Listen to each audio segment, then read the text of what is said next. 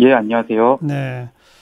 오늘 1심 판결 결과에 매우 실망스러우시겠어요. 그죠? 예, 그렇습니다. 예. 재판부의 의견 꼼꼼히 읽어보셨죠? 아, 예, 예. 어떻게 평가하십니까?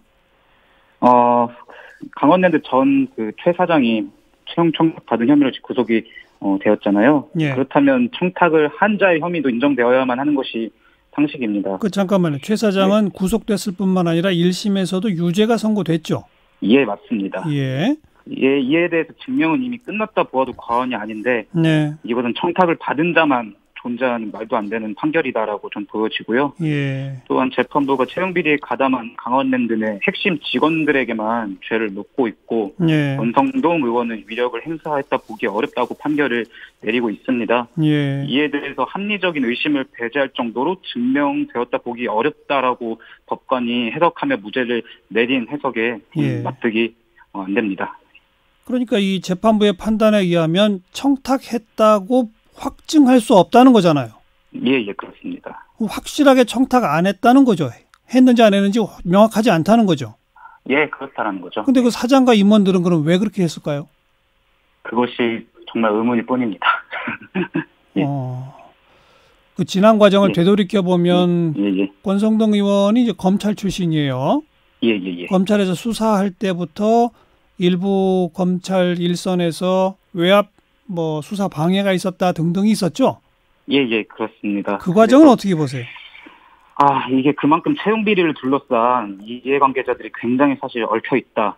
그리고 이 문제가 폭로됨으로써 불거질 파장이 심각하다라는 어떤 증거라고 여겨집니다. 예. 이게 또 밝혀진 바에 따르면 지난해 2월째 재수사 과정에서 당시 담당이었던 아주 안미연 검사가 채용 과정에서 영향력이 행사된 것을 추정할 수 있는 증거들을 비롯한 언급이 되는 부분들을 빼달라는 노골적인 압력을 받았다고도 지금 토로를 했는데, 예. 그런데 이 이후에 재판부가 무죄를 선고했다. 이것은 과연 진짜 할 말을 이렇게 만드는 판결이 아닐 수 없습니다. 네. 근데 혹시라도 재판부 예. 판단을 존중한다면 백보를 양보해서 예. 권성동 의원이 아주 구체적으로 명확하게 누구 이렇게 청탁한 바는 없으나 강원랜드 측에서 자신들의 편의를 봐줄 것을 기대하고 알아서 움직였다 이렇게 볼 수는 없나요? 그런 식으로도 볼 수도 있긴 하겠지만 저는 여기서 사실 우리가 중요하게 생각해야 되는 것은 어쨌건 권성동 의원이 해당 지역사회를 기반으로 한 어쨌건 핵심은 어떤 권력을 갖고 있는 국회의원 아니겠습니까? 예. 그런데 이런 신분에서 강원랜드에 어쨌건 행사한 직간접적 개입들이 사실 모두 되지 않는다라고 사실 재판부가 판결을 내리는 것이 아니겠습니까? 예. 이것은 결국엔 사실은 어떤 정치 판결이다. 결국엔 사실 권성동 의원을 비롯한 주변 어떤 재판부 이해관계자들이 사실 편향적 판결을 내린 거라고 그렇게 볼 수 없다라고 읽혀집니다. 오늘 무죄를 선고받은 권성동 의원은 정치 검찰의 무리한 정치적 기소 이런 표현을 썼는데 네. 우리 김병철 위원장은 오히려 재판부가 정치 판결을 했다. 예. 당연히 그렇게밖에 볼 수 없는 것 같습니다. 예. 해당 재판부가 굳이 자유한국당을 의식해서 정치적 판결을 해야 할 이유가 있을까요?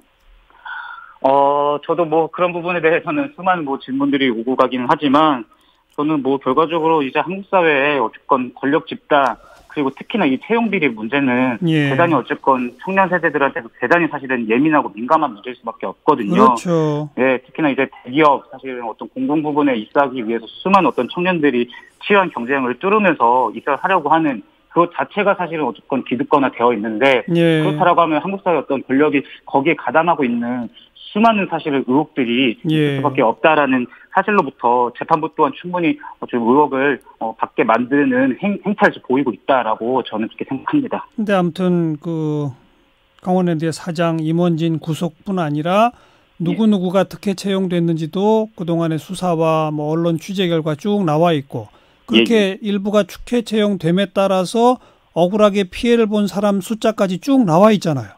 예. 그 피해 본 사람이 모두 몇 명이라고 그랬죠?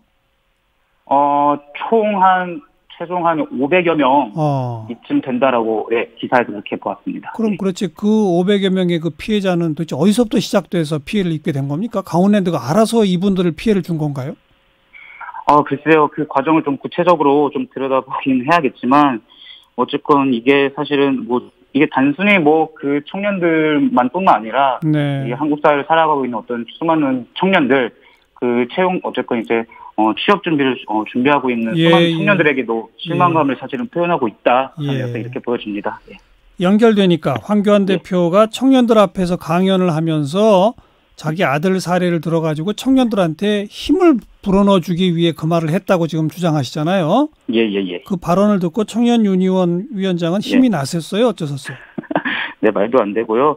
이게 어쨌건 결국에 그래도 되는 사회니까 아무렇지도 않게 그런 발언들도 서슴없이 일어나고 있는 것 같습니다. 특히나 황교안 대표 아들 또한 지금 KT 채용 비리건으로 연루가 되어 있어서 좀 논란이 일어나고 있는데 오히려 대학생들 앞에서 당당하게 아들의 취업 자랑을 행태할 말을 잃었고요. 진심으로 부끄럽지도 않으며 무엇이 문제인지도 모르는 것 같아 보입니다. 네.